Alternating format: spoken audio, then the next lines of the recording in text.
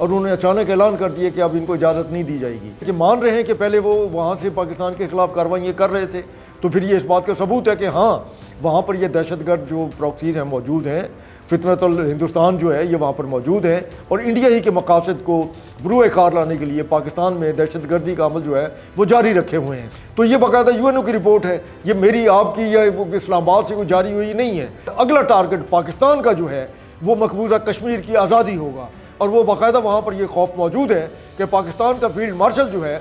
وہ اس کے اوپر بالکل کوئی کمپرومائز نہیں کرے گا۔ السلام علیکم، میں محمد اکمل اور آپ دیکھ رہے ہیں south Punjab digital. Pak Afghan border کا جو پارا ہے وہ ایک دفعہ پھر سے ہائی ہو چکا ہے۔ طالبان حکومت کی جو ڈبل گیم ہے، جو ڈبل کراس کرنے کی کوشش تھی، اور ان کا مکروہ چہرہ پوری دنیا کے سامنے ایک دفعہ پھر سے بے نقاب ہو چکا ہے۔ کس طرح سے وہ ٹی ٹی پی کی پشت پناہی کر رہے ہیں، اور اب وہ دعوے دار بن رہے ہیں کہ ہم نے ٹی ٹی پی کو وارننگ دی ہے، ہم تو ٹی ٹی پی کے خود خلاف ہیں۔ یہ حقیقت ہے کہ یہ سارا ڈرامہ کیوں رچایا جا رہا ہے؟ ان تمام تر چیزوں پر بات کریں گے کہ اس ڈرامے کے پیچھے اصل کہانی کیا ہے۔ ہمارے ساتھ موجود ہے سینئر دفاعی تجزیہ کار خالد بیگ صاحب۔ السلام علیکم سر۔ جی وعلیکم السلام۔ سر بتائیے گا کہ یہ جو طالبان ہے یہ تو کہتے تھے کہ ٹی ٹی پی جو ہے یا افغانستان سے پاکستان میں دہشت گردی نہیں ہو رہی، تو اب یہ ٹی ٹی پی کو وارننگ کیوں دی گئی ہے؟ دیکھیے بات یہ ہے کہ آپ کا یہ سوال بڑا ویلڈ ہے۔ اس کی وجہ یہ ہے کہ آج جو ایکسپریس ٹریبیون میں ایک سٹوری شائع ہوئی ہے جس میں یہ کہا گیا ہے کہ ہیبت اللہ خان نے اب ٹی ٹی پی کو اور ان کو وارننگ دے دی ہے، اور کہا ہے کہ یہ افغانستان سے پاکستان کے خلاف کوئی کارروائی نہیں کریں گے۔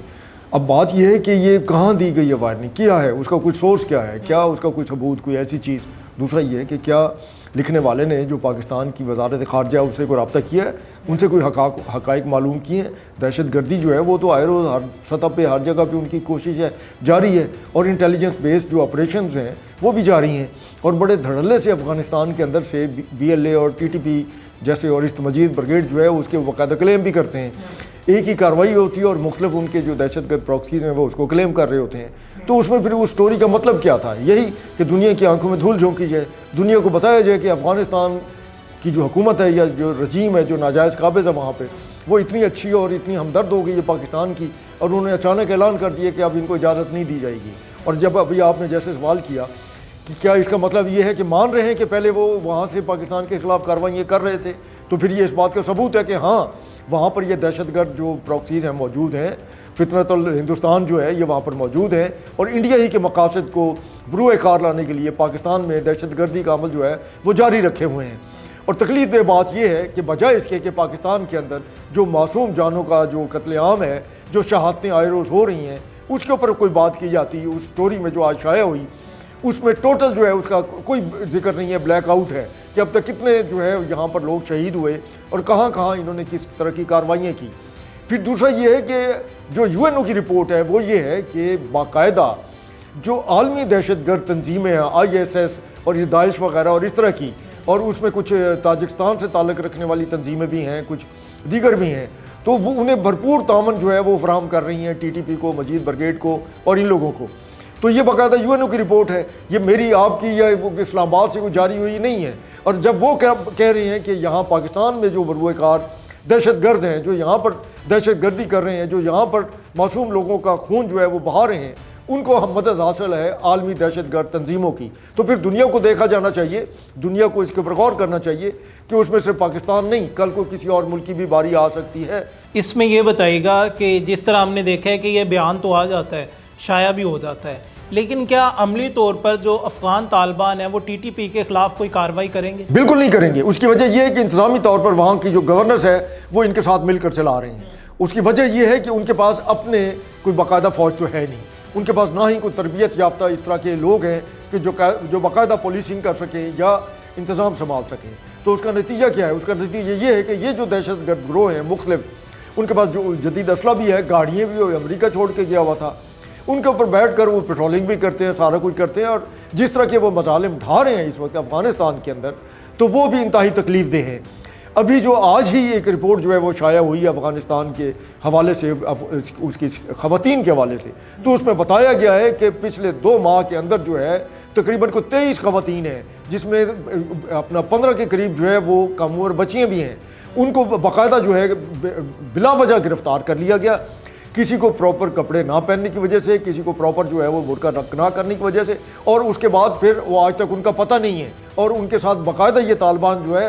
अब इज्तिमाई आबरू रेजी के भी मुर्तकब हो रहे हैं। मतलब हालत ये है कि वहाँ पर उनके हाथों, इन अफगान जो तालिबान हैं इनके हाथों, उनकी अपनी जो पश्तून हैं, वहाँ के लोग हैं, उसमें ताजिक हैं, उसमें उज़्बेक हैं, उसमें जो हज़ारवी हैं, उसमें और बहुत सारे लोग हैं, 12 कम्युनिटीज़ हैं, किसी की भी इज़्ज़त महफूज नहीं है।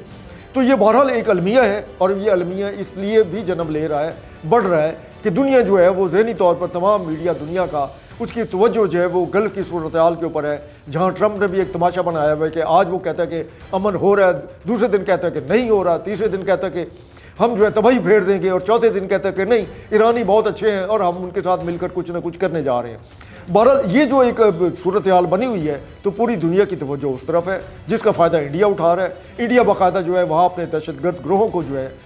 इस्तेमाल करने के लिए जो है हर वक्त जो है वो उसमें मसरूफ़ है, पाकिस्तान के खिलाफ दहशतगर्दी के लिए। सर, इसमें हमने देखा है कि अफ़गानिस्तान के साथ या फिर ओवरऑल दहशतगर्दी के ख़िलाफ़ हम देखें तो पाकिस्तान की इस टाइम पे ज़ीरो टॉलरेंस पॉलिसी जो है वो जारी है, लेकिन अफ़गानिस्तान से मुसलसल जो हमले हैं वो नहीं रुक रहे। तो आप क्या देखते हैं कि इस दहशतगर्दी की वजह से पाकिस्तान की अफ़गानिस्तान के ख़िलाफ़ जो कार्रवाई है, जो पॉलिसी है, वो मज़ीद सख्त होने जा रही है, और अगर ये सख्त होगी तो फिर किस तरह होगी? देखिए, जुल्म ये है कि अभी पिछले दिनों देख लें, पहले जाफर एक्ट को जिस तरीके से निशाना बनाया गया, उसके बाद अभी इस ईद पे भी जो है मुसाफिरों को, जिसमें ख़वातीन भी शामिल थीं, बच्चे भी शामिल थे, जिस तरीके से बेदर्दी से उनका जो है खून नाहक जो है खून बहाया गया उनका,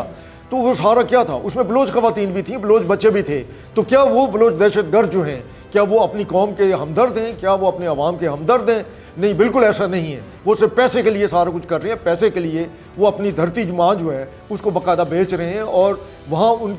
बलूचिस्तान के अंदर भी जिस तरीके से जो है उनके खिलाफ नफरतें बढ़ रही हैं वो भी सबके सामने है। तो दूसरी तरफ जो है वो बाकायदा जो है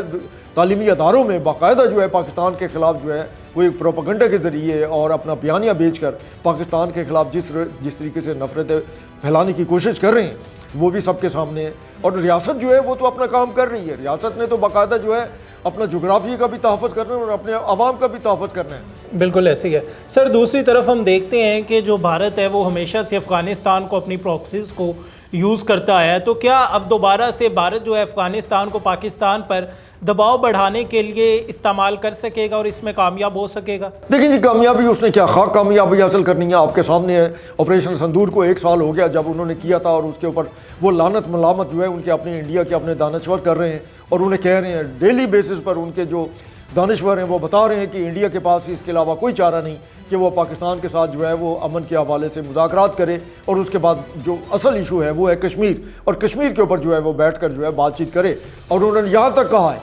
कि अगर इंडिया इस तरफ नहीं आता तो जैसे ही ईरान और अमेरिका की ये जो है ये खलीज की जंग ख़त्म होगी और इसके अंदर जो है कोई अमन मुआहदा तय पा जाएगा,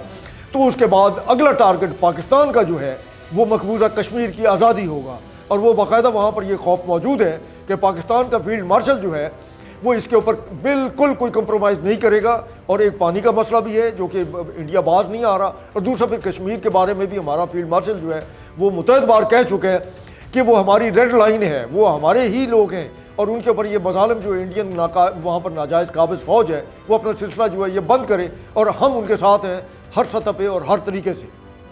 खालिद बेग साहब, बहुत शुक्रिया। जी, आपका भी शुक्रिया जी। नाज़रीन, आपने तमाम तर तफसीलात जानी कि किस तरह से अफ़गान तालिबान जो है वो डबल क्रॉस कर रहे हैं, लेकिन पूरी दुनिया में वो बेनकाब हो चुके हैं। पाकिस्तान किसी भी तरह से इस तरह की दोगली पॉलिसीज़ के ऊपर एतबार नहीं करेगा। पाकिस्तान का वाज़िया मौक़िफ़ है कि हमें पाकिस्तान में अमन चाहिए। अफ़गानिस्तान से होने वाली जो दहशतगर्दी है बलूचिस्तान में KPK में, उसका मुकम्मल ख़ात्मा होना चाहिए। अपने मेज़बान मोहम्मद अकमल को दीजिए इजाज़त। उम्मीद करते हैं आज का प्रोग्राम आपको पसंद आया होगा। दोबारा मुलाकात होगी अल्लाह ने के बाद।